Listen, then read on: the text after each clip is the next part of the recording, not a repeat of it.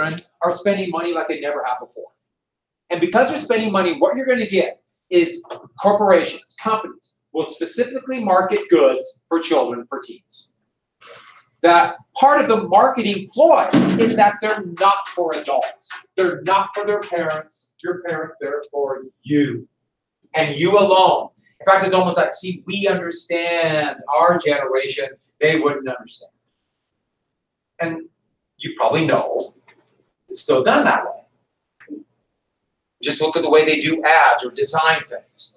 Or anything from your phone to products you buy or music or anything else. Specifically designed. And that's going to accelerate the generation gap. Now it's marketed to them. And it's something unique and different. And it increases the conflict. Especially if it's something that the parents don't like. So like, here's a few hula hoops. We all know how decadent they are. Combined with drive-in movies. It's too bad they're gone now. Butte still has theirs, don't they? Has anyone been to that one? I've been to that one, but I've been to. Yeah, anyone else been to just a drive-in? Yeah.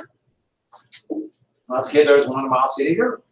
They're really fun for a while. You know, they had drive-in churches. Everything was done from a car. You could put in a little speaker and you can listen to the service. It's an interesting time. Here's a drill for you to make nice shiny hair. Little dab will do you, squirt. Grease. And there's a few more. You know, movies. Here's I love that. Just the first 3D. I just thought that's a great picture. The 3D. And that's a great. You would the 3D glasses. It's, to be honest with you, I don't think the 3D movies are very good today. But then they were pretty shaky. But here's the glasses. You're coming at me. Okay. That should give me a headache. I still have always thought that you could buy these for like $1,000 for like $20. And the next pep assembly. But I just have everyone put those on and see what they do. I think it would be hilarious. But just don't make a big deal about them. Everyone just puts them on. Drive-ins. In fact, there's one of the reasons where McDonald's came out of this. Because kids would go there and just hang out in their new cars, or maybe old cars, and not pay a lot of money. And McDonald's wanted to make money, Dick and Maurice McDonald's, and that's part of the reason why they turned into just making burgers. Yeah, that was their name. The two McDonald's brothers. And, of course, rock and roll. Rock and roll music is a classic example of how this works. You have a kind of music, not that the music was new, but it was relatively unique. It was a conglomeration. Alan Freed, and I should have put a picture of him in here. He was a DJ in Cleveland, and he's the one who popularized that tune. It was there before, and it had a number of meanings, and had a little bit of meaning that seemed kind of dirty and risky, but he turned it into a pretty popular term, and that's why the Rock and Roll Hall of Fame is in Cleveland. If you know anything about the Rock and Roll Hall of Fame, you think, why Cleveland? It's Alan Freed. And it combined a number of different music, styles of music there, but the most well-known were rhythm and blues, which were mostly musicians of African-American descent. They actually had a name for it that was called the Negro charts at this time, where they would do the top 40, the top 100 charts.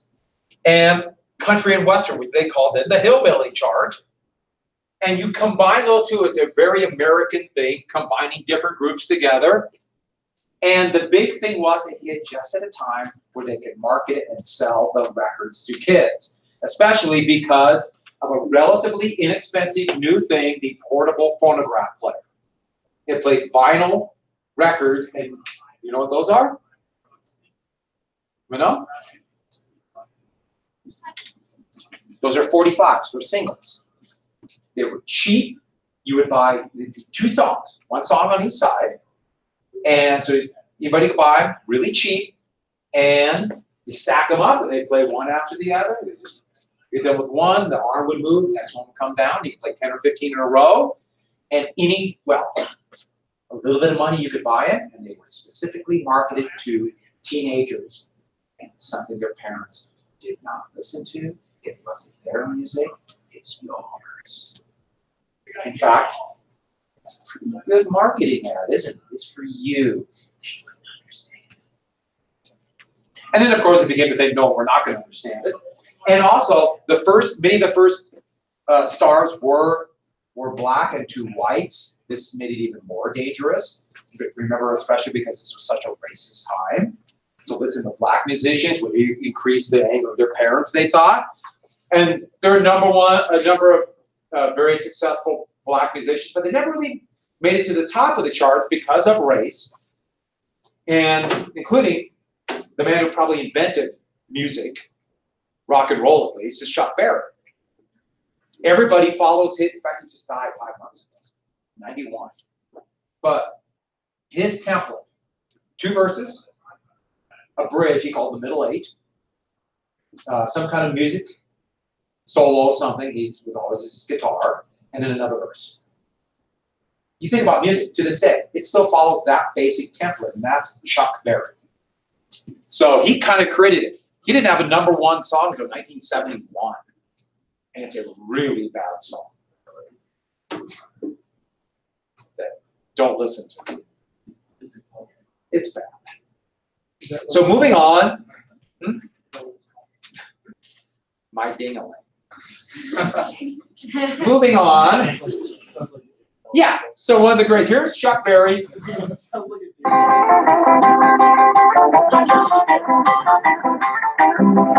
Johnny, Louisiana, plus to New Orleans. Where back up in the woods amongst the evergreen. That's so long, and the earth is good. When it's a country boy named Johnny B. Good. Who never ever learned to read or write well, but he can play a guitar just like a ring in a bell. I really like Chuck Berry, but he's one of my favorites. But I know his #1 song is a horrible song, and he's one of my favorites. But the thing is, to really market it to a mass market, what they wanted was that sound. Somebody young, good looking, because there are a few white musicians like Bill Haley in the Comets, but he was already middle-aged, which is old. He did rock and roll, or rock around the clock. That didn't quite do it. They wanted something young, good looking, talented. That's actually the least important thing. And white, but sounded black. Whatever that even means, really, when you think about it. But that's what they wanted. And there are a number of ones that came close, but who was it? Elvis. And that's where we get. We're not going to watch this. Sorry, Elvis. Elvis personified how this became a phenomenon. His shows would be huge. There would be nothing but screaming the whole time. Women would faint. It was just unbelievable how big his shows became, especially because he didn't dance. He shook. And that was just seen as so risque. In fact, on the Ed Sullivan Show, which was the most successful variety show at the time, to get all kinds of different acts, he finally agreed to have Elvis Presley on, but they only filmed Elvis from the waist up because it was too decadent to show him actually dancing. So let's just watch a little bit of Elvis. This is from the very first show. No.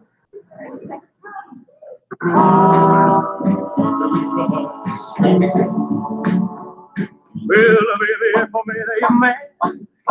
Something I'm right to say. Please don't forget my past. You just right ahead. I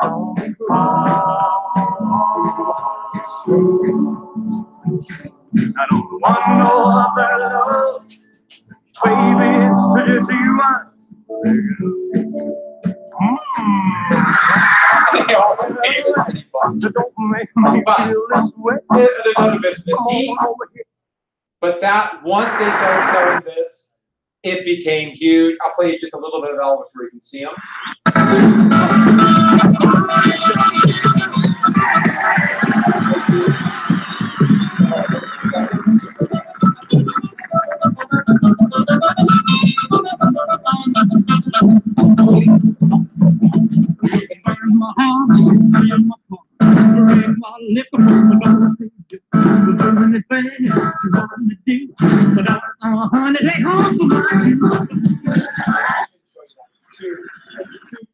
But before we get to this Cold War thing, the thing about it was is that, so So rock and roll music would become this marketing phenomenon. But once it became a music selling thing, you can imagine what happened.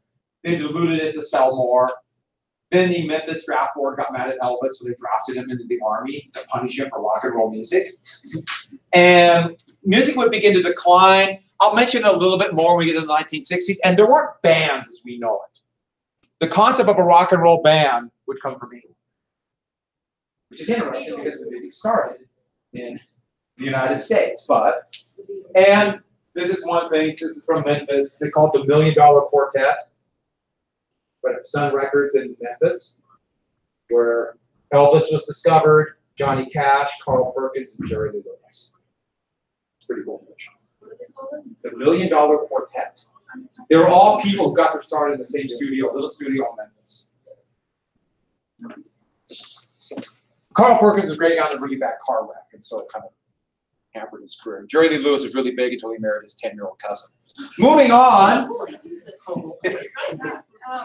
Yeah, I'm not making that up. But She was really 10.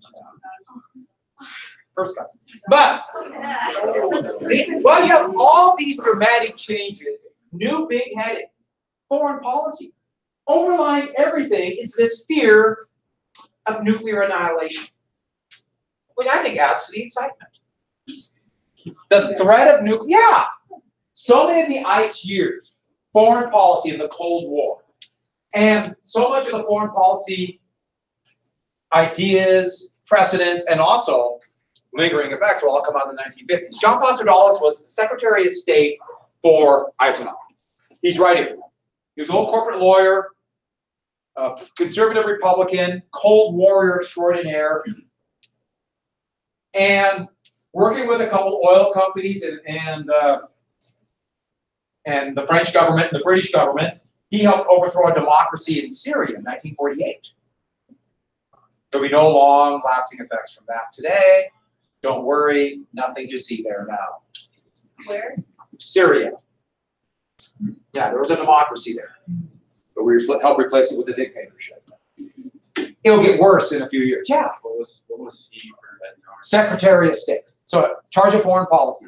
I know we have the weird thing where our State Department's foreign policy, but that's just the way it is. And Eisenhower used him effectively. Eisenhower could seem like the stable, very calm former warrior, and he was the bomb thrower. He was very confrontational. In fact, he called his policy, there we go, brinksmanship. That's me making fun of the former Prime Minister of England. That only I get a joke. But those are the best jokes. And brinksmanship. Brinksmanship, where Dulles would literally threaten nuclear war to get any American foreign policy objectives. Go right to the brink of nuclear war. And we're threatening nuclear war with what country? Over anything. What country? Yeah. So the Soviet Union is a cause for everything, and we will use the term he gave, massive retaliation. The mouse stay there. Yeah. Massive retaliation. Yes. They would use the things that were what? Or whatever our foreign policy goals might be. So if we see something that we blame the Soviet Union, we'll threaten to blow the world up for the most minor offense. And I didn't put this down there, but everybody write down, this is for domestic politics. This is not a rational or effective foreign policy. We don't like what you're doing in Sudan. We'll blow the world up. That doesn't make sense. But to a country that had now been permeated with the Red Scare and McCarthyism, this sounds tough. He's standing up to the commies. When in reality, this is an insane policy. Because what happens if they call your bluff? What happens if something really goes wrong? I guess that's it, guys. We're done. Hit the button. That's why you don't make lines in the sand. So you don't do the, if you do this, I will. Because what if they call your bluff? Eisenhower would claim that it worked in Korea. And the deal was this. They threatened nuclear war in Korea. They threatened nuclear war unless a ceasefire was signed. Now, we know for a fact that was not the reason China and North Korea agreed to the ceasefire. But Dulles and Eisenhower claimed brinksmanship worked. See, it worked. When in reality, it probably delayed the ceasefire 2 months. But they claimed it worked. And part of the reason it seemed to work was the atomic bomb, which so many Americans believed ended World War II, even though we know it's much more complex than that, turned into something more terrifying. The arms race was accelerating, at least to the American point of view. We didn't know how many bombs the Soviets were building, but we assumed they were building how many? All of them. Yeah, all of them, and we're soon going to be swamped. As it turned out, they weren't. They weren't.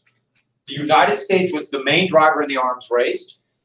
Truman had already decided to build the Super back in 1950. The Super is what type of bomb? It's also called, you might see it as a thermonuclear bomb. And the reason I'm saying that is because we have 100 Minuteman III missiles here in Montana, 100 Minuteman III ICBMs, each with they can actually carry 3 individually targeted nuclear weapons called MERS, but they only put 1 on them now. Each of them have a 100 kiloton thermonuclear bomb. So where's that on that chart? Yeah, they're all Isn't it good. like between us and Korea? Yeah, there's a bunch of them. There used to be a lot more, now there's only 100. And they just give them. Yeah, they pulled the missile out, they broke it down, they separated the different components of the bombs, and they filled a silo of cement. Did they really have explanations there? Where they go for? Why? Did they take out? Arms race, because we didn't need them. You know, after the Soviet Union and the Cold War was over, we didn't need them. We don't need them now, but that's another story. And yeah, there's enough up there to destroy the world. Where's 100 kilotons on the chart? So let me show you this really quick. 100 kilotons is relatively small. As it turned out, we finally did explode. It's called Ivy Mike, or Mike 1 was the code name, for the first thermonuclear bomb. As it would turn out, it's going to be 10 megatons. A megaton is how many tons of TNT? So 10 million tons of TNT. To give you an idea of scale, that's it. I got another picture I'll show you in a sec. To give you an idea of scale of the size of bombs. Okay, so Hiroshima and Trinidad. See these little tiny, see that little tiny bump? That's a Hiroshima-sized bomb. That's Trinity, the bomb dropped on Nagasaki. Right here, that'd be 100. That's Mike. The biggest bomb ever exploded was 50 megatons by the Soviets. In a remote part of Siberia. Where this is the Soviet Union, so they probably didn't look very carefully. That's how big the bomb was.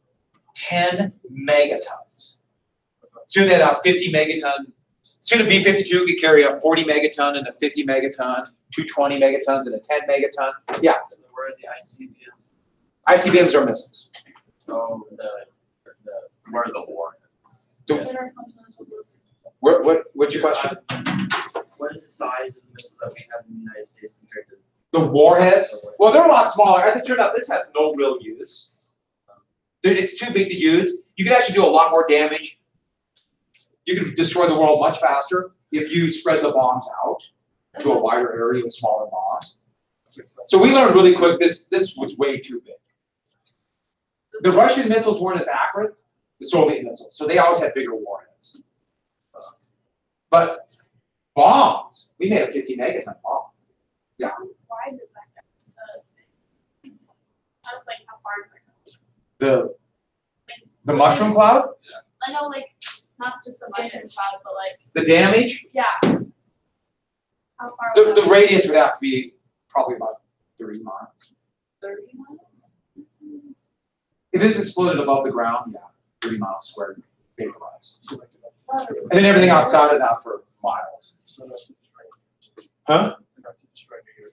Well, actually, the Mike bomb would destroy New York City. There'd be nobody left alive in New York City. The actual, be vaporized, much of it, and then the fire and the shockwave would kill it. And fire is the big killer. Yeah. If Mike could kill New York City, what would Sir Bomb kill? the world. New Jersey. It's impractical. The only reason you make this is terror. This is, look at our bomb, we're better than you. And 9 months after we exploded Mike, the Soviets exploded theirs. Hydrogen bomb. And the arms race continue. As it turned out, we built weapons a lot faster than they did. And every major new weapon system except for one, the Americans were the first to make. What was the one? Multiple re-entry vehicles, so multiple warheads on one missile. Who did that? Soviets did that first. But we were the first ones to do multiple individual ones, so we could put multiple ones on one missile and hit different targets with one missile. The Trident submarine launched ballistic missile can hit 12 different cities with a 50 kiloton nuclear weapon. One missile.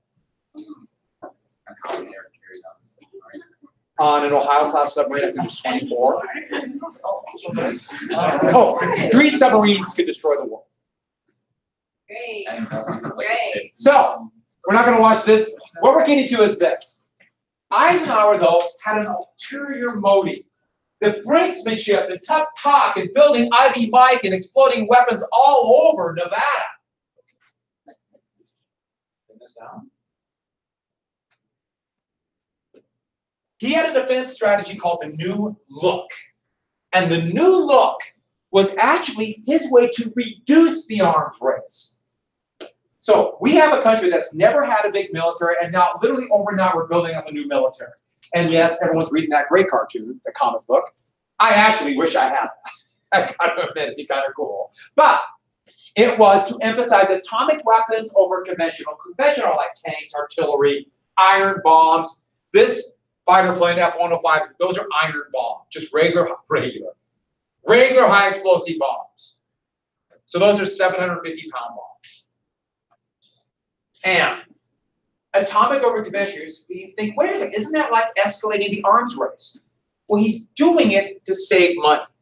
The idea being, with weapons that are designed like this plane to drop iron bombs or nuclear weapons, you can make weapons have multi-purpose. In fact, the term they use is a great one that you've all heard before. Maybe. More bang for the buck. That's what he called it. More bang for the buck. So the idea is these are multi-purpose planes. The F-105 was an amazing plane on the surface. It could fly, it was made the end, so this was designed during the Eisenhower administration. It could fly 2 times the speed of sound. You know, they didn't break the sound barrier was broken in 1948. And within 10 years, they got a plane flying 1,500 miles per hour. A regular plane, they had planes going faster than that. How long could it hold that speed? Not very long. You know, planes today are slightly better, but still that just burns right through your feet. Right. But still, the whole idea was you drop an atomic bomb, hit the afterburners, and you're out of it for the shockwave kitchen. There's a logic to it. Now, the problem was it couldn't turn. But we'll never actually put in a situation where these fighter planes will have to fight an enemy that's planes turn quick. That will never happen over North Vietnam. But, yeah, this will be problems down the road. The whole idea was this. If we focus on atomic weapons, we can save money over conventional weapons. His goal was to stop the arms race. He wanted to limit defense spending. So this was the 5-star general, hero of the war in Europe, who wanted to bring peace. And he thought this was the way to outflank the Cold Warriors who wanted weapons everywhere, who wanted a massive buildup, which is just so unusual in American history, how quickly this happened. He could outflank them by saying, hey, we still use brinksmanship, and don't tell me what weapons to use. I was a 5-star general. So he had that credibility. So they could cut spending, and his logic was this. Why do you want to save money? Get this down. Eisenhower believed money for defense was wasted. Every penny, for the most part, is a waste. Not saying they don't need it, but money spent on defense is like throwing money down a well, throwing the riches of the country down the well. He knows what won World War II. And he believed, he's right, I believe he's right. It wasn't the fact that the U.S. had a strong army, because the U.S. did have a strong army when we entered the war. The U.S. was on the victorious side because we had a strong economy and a strong society. And if you put all the riches into weapons that the best case scenario you never use, you weaken society. You weaken the economy. I mean, think about it. So let's say you make a tank. A tank at that area, so an M48 tank. A 48-ton tank. What can you do with it after it's made? What can you build? Nothing. How does it help society? In fact, what's the best case scenario? Someday you do what? You make a tower. You build a wall with them, don't they?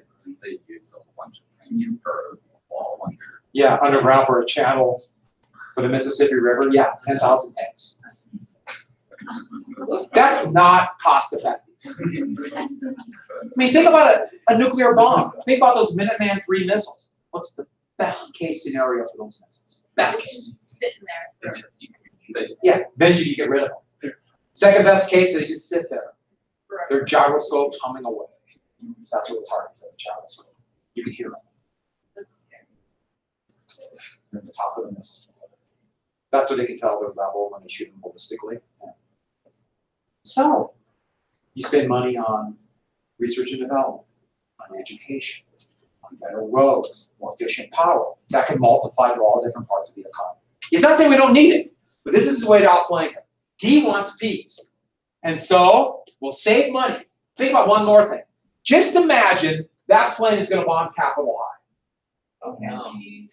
Especially in 1958. So these are iron bombs. Okay. So that plane is flying at 1,500 miles per hour. So hit the afterburner and it's flying. It's at 40,000 feet. How much training would it require to teach a pilot to be accurate and hit a bomb, to hit Capitol? Think how much money that would cost to train a pilot. How specialized the plane has to be. How much training does it require to teach that pilot to drop, say, a 10 megaton nuclear bomb on Capitol High? How close does he have to be? How much training? With 30 miles an hour. All your real training would be bomb's gone and hit the afterburner. That's your training. It's a lot cheaper. And so they were going to fight this modern technological atomic war, and they only worried about, in fact, they only trained for 2 types of war in the New Look. A massive armored war on the plains of Germany involving nuclear weapons, or the Armageddon nuclear war will destroy the world. That's our training. That's a very That's what it was. That is what they trained for. In fact, here are U.S. soldiers in the desert of Nevada training with small nuclear weapons fired from artillery. And they would use those with the idea of being, see, we got soldiers marching into the vortex of the explosion, so to train themselves to use these weapons. Oh yeah. They exploded so many bombs in Nevada. Didn't I tell you what happened with that? That the fallout, it would spread, think about the wind pattern, so it spreads westward. So in the 1970s, for a few years, dairies in Utah couldn't sell milk. It was contaminated, so no more milk in Utah. And that's from bombs from the 50s. So that means in the 60s, they just didn't care. Well, with that, there's a problem. Let's say you're trained to fight this war. Yeah, what if it's a different war? Maybe against an enemy that either won't be in tanks on the plains of Germany, and they might actually not be in uniform. They might be in a jungle, per se. And you have to hit targets and be accurate. Surgical airstrikes, they call it. But you're being trained to drop a nuclear bomb and fly away real fast. Or they might have highly maneuverable planes, and you have planes that don't even have guns. They thought all we need were missiles. Do you see a problem coming down the road? We're going to get into South Vietnam, and our military will be completely and utterly untrained. Untrained for that war. I have good news for all of you. The exact same thing that happened in Iraq and Afghanistan. We were totally untrained for the war. Because it's not fun to train against guerrillas. It's fun to train against tanks. So with that, one more big thing. We actually had Strategic Air Command. This was part of the Air Force. They called it SAC. And they would be on a hair trigger to deliver nuclear weapons all 24 hours a day. And these were planes and then missiles. it's not called SAC anymore, but it's still, the remnants are still there. In fact, that's that B-36. I love this one. This plane right here is still used, B-52. Look how much bigger. And this plane is huge. And then this is a supersonic plane that they spent millions on called the B-58. And then they've all been scrapped. They're all scrapped by 1970. But two things. First off, that's Curtis LeMay. Remember, he's the man who was the guy who did firebombing. Remember the guy who did firebombing? He wasn't in command of that. Now he's commander of SAC. And he kept them on a hair trigger ready to attack at any moment. In fact, we would always have a wing from anywhere from 40 to 80 heavy bombers, aerial refueled by then. So they have tanker planes, aerial refueling. And they would orbit at what they call the fail-safe line. The fail-safe line would be just outside of Soviet airspace. So they would fly all around the Arctic and around the Soviet Union. Where at a minute's notice, what could they do? If the Soviets hit a sneak attack, what are they going to do? Fly. And so the idea is we could not be surprised. Day and night, hair trigger, all the way up to the end of the 1960s, till when ICBMs. And by the way, we're still on that hair trigger. Those 100 Minutemen could launch within less than 5 minutes. The order was given, boom, they're gone. By the way, where are they all targeted to hit? They're also targeted to hit targets in Russia, so it could be Moscow. So we're not going to worry about the DEW line right now. And we also begin to prepare for, in case the Soviets bomb us. They built bomb shelters. We did training called duck and cover. After the exam, I'll show you a little bit of duck and cover. Some of you have probably seen it. And the little circle with a triangle with CD, you look for that for the bomb shelter. Here, Mommy, what happens to us when the bomb drops? And they would give these to families to give the illusion that civilization could survive an atomic war. By the 60s, they changed this, and so there's still this around Helena, but that fallout shelter, when I was your age and younger, I would look for that. I mean, I was ingrained, just in case. On that happy note, City Hall, there's still one. City Hall. Capitol was one. By the way, if there is nuclear war, you recognize the CD? We have a toilet.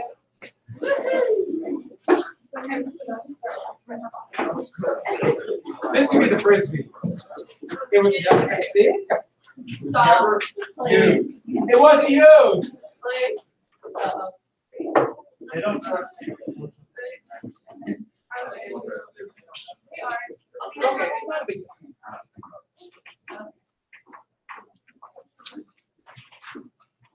Oh, man. Long story short, Walt just gonna die. What's the long story short? Walt just gonna die. It's still scary. I read Helena as a capital, and it creates their money. You know, Helena might have been, but I tell you what, Great Falls would be gone. Well, all great falls missiles, they'd be already needed. If and I remember looking at, you know, they used to show these fallout maps. And so I lived in Miles City, even though Miles City, I know it's important as it might seem, would not be a target, but the wind would take all the fallout.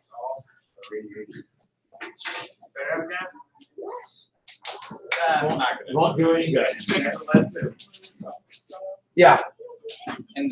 And hold your breath. Didn't they build massive bunkers that like the entire like Senate and Yeah, they're all in the mountains of the Appalachian Mountain. They're actually think of them more in terms of underground tunnels. right. So this, yeah, there's a couple different places. We have a couple different alternatives. But haven't scientists have now said that they would have done? Oh, they do it. You know, once you had an ICBM, a 10 megaton bomb would collapse. Killed everyone. It was insanity. Whew. Cold War talk means only one thing. You know what's coming.